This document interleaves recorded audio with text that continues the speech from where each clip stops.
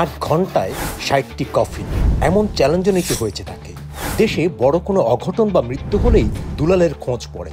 এই যেমন পিলখানা বিডিআর হত্যাকাণ্ড কিংবা জুলাই আন্দোলনের বহু কফিন দুলালের হাতে করা। মুসলিম খ্রিস্টান সহ যে কোনো ধর্মের লাশের জন্য কফিন তৈরি করেছেন দুলাল। নামটা তার দুলাল হলেও অনেকেই তাকে ডাকে কফিন দুলাল নামে। লাশ, কফিন, জাতীয় দুর্ঘটনা নিয়ে রয়েছে দুলালের বিস্তর অভিজ্ঞতা। কফিন নেন। করোনার টাইমে বহু লোক গেছে। কিছুদিন আগে উত্তরা সেই যারা আপনার আন্দোলনে গেছিল শহীদ হয়েছে। বেশিরভাগই এলাকা যারা গেছে আপনার এই এলাকা আমি 10টার মতন দেওয়া হয়েছিল। কোন দুর্ঘটনায় যদি কোনো কেউ বরণ করে হয়তো তাদের জন্য আমি অনেক কিছু ডিসকাউন্ট দিয়ে দিই। পিলখানা দুর্ঘটনার সময় আমাদের দোকানে আইছিল আপনার সেনাবাহিনীর সদস্যরা আইছিল, পরে আমাদের সময় দিছে, আমরা পরে 60টার মতন ডেলিভারি দেওয়া হয়েছিল। সময় চেয়েছিলাম 12 ঘন্টা, ওনারা আমাদের 8 ঘন্টা সময় দিছিল। 8 ঘন্টার ভিতরে আমাদের মিস্ত্রির মারফতে এবং আমাদের কোচিং এর মারফতে আমরা মালগুলো ওনাদের সময় মতন দিতে পারছি। তো খাবার টাবার ঠিক মতো ছিল না। 8 ঘন্টা সময়, 8 ঘন্টার ভিতরে আবার সেনাবাহিনীর কাজ, এদের সাথে তো কাজ এবং সময় এবং জবানে মিস্ত্রি বেশি জায়গায় এবং আমার সময় মতন 20টা করে আমরা ডেলিভারি নিয়েছি। 20টা হয়েছে, 20টা ডেলিভারি নিয়েছি। সেনাবাহিনীতে বড় লরি আছে না, লরি নিয়ে এসেছিল। আমার ইনশাল্লাহ দিলে পছন্দ লাগে না, যার প্রয়োজন লাগে আমার কাছে আসতে হবে। খ্রিস্টান যারা আছে তাদের জন্য যে খ্রিস্টানদের কফিন এবং আমাদের মুসলমান ধর্মের জন্য মুসলমান ধর্মের কফিন আছে। যারা আপনার হয়তো ঢাকা তো সবাই স্থায়ী না, গাইবান্ধা বাড়ি, রংপুর বাড়ি, ঢাকা সিটিতে অত বসবাস করে, দুর্ঘটনা এরা ধরেন বহন করলে পোস্টিং গুলো আমি করে দিই। রিজেটিভ আমাদের একটা মেডিসিন আছে, রেড বডি চা পাতা আছে এবং আবার যদি আমাদের ওই সময়টুকু বেশি লাগে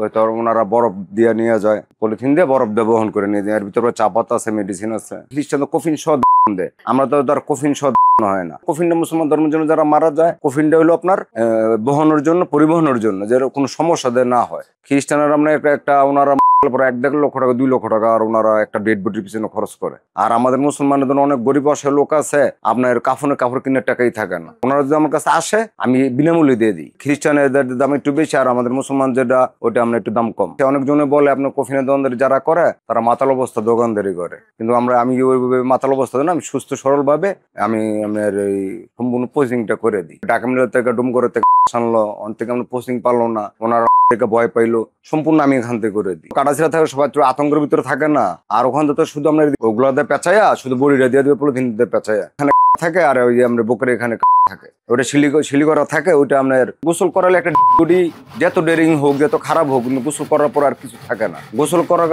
আগেই আপনার হয়তো একটু মনের ভিতরে একটু আতঙ্ক লাগে। মুরব্বী ছিল কাঞ্চন অধিকারী, ওনার এক ছেলে দুর্ঘটনা ছিল পানিতে পড়া, ওনার 3-4 দিন পর পানির থেকে উদ্ধার করা হয়েছে।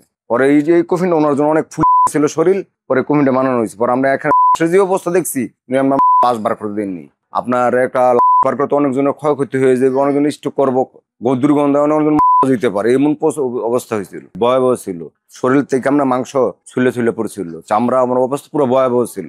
আমরা আমাদের এই এলাকার বহু লোক আমরা রোড অ্যাক্সিডেন্টে মারা, ওইটা আল্লাহর মতো সমস্যা হয় না। ওইটা হয়তো যদি থানাতে যদি ওনারা পোস্টিং ভাবে নিয়ে আসতে পারে, তাহলে থানা টানলে হয়তো লোক আছে, কাগজ গোসল করার জন্য লোক আছে, ওনারা সম্পূর্ণ পোস্টিং করে দেয়। মাথা চেটে যায় না, খন্ড হয়ে যায়, ওটি আপনার মেডিকেল চলে যায়, মেডিকেল থেকে দিয়ে দেয়। যেটা আপনার অবস্থা খারাপ, গলা গেল গা, খন্ড হয়ে গেল গা, ওরা মেডিকেল থেকে হারা পোস্টিং করে দেয়। ওটা করে এখানে আসেন, আমার এলাকার যেটা হয় সেটা ধরেন আমার কাছে আসে।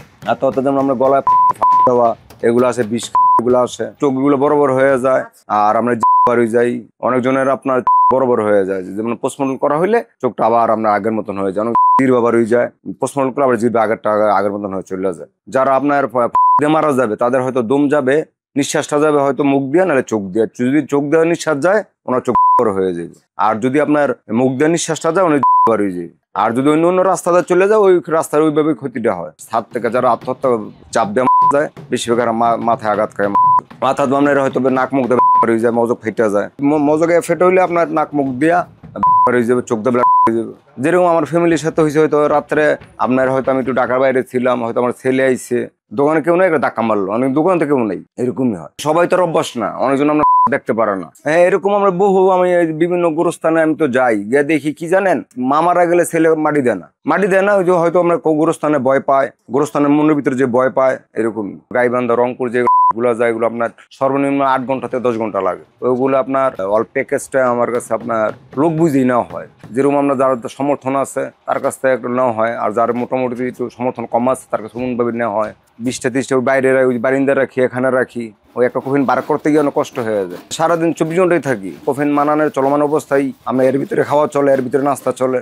ঢাকা সিটির ভিতরে যদি আপনার 20টা দোকান থাকে, 20টার মধ্যে আমি একটা। কাফনের কাপড় সবাই দিতে পারে না। এখানে একটা গোরস্থান আছে, হাজী সুনামে জামি মসজিদের আমার জনসাধারণ গোরস্থান। ওখানে গেলে আপনার কবর কুরানোর দায়িত্ব ওনাদের, বাঁশ কেনার দায়িত্ব ওনাদের। আমরা পাশে থাইকা ওনাদের একটু সহযোগিতা করি। আল্লাহর ইচ্ছায় আমি একাতেই আপনার এই কাজগুলো আমি করে দিতেছি, আর আল্লাহর ইচ্ছা আমি সম্পূর্ণভাবে সফল হইতে পারি।